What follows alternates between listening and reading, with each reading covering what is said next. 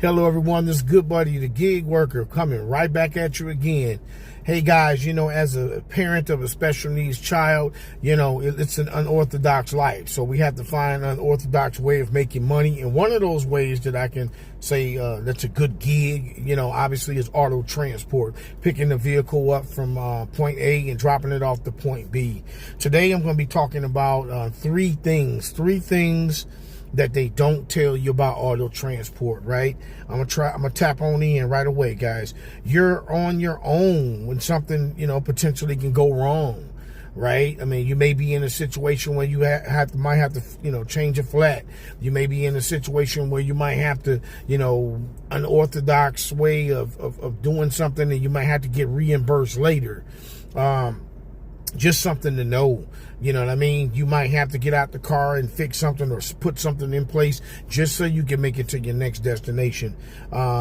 But just be mindful of that. You do have access to fleet companies, but in some cases, fleet companies, man, can take forever to get to you. And if you're trying to get lined up with your next vehicle, your next car, you potentially can miss that, miss your flight, or miss whatever you got going on, right? You could potentially mess all that stuff up if you're not equipped. And one of the things that I like to do is stay road ready, which is number two. Not all cars are road ready, right? Every car that you pick up is not going to be brand new and riding in style. It's not going to be the cleanest.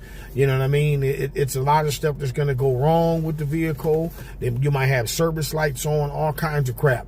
You know what I mean? So, and just be prepared for the worst, right? Make sure you got some cash, make sure you got credit cards, make sure you got, different means of support for you, just in case you get stuck somewhere in a certain town or something like that. Number three, right? You become invisible once you get them keys.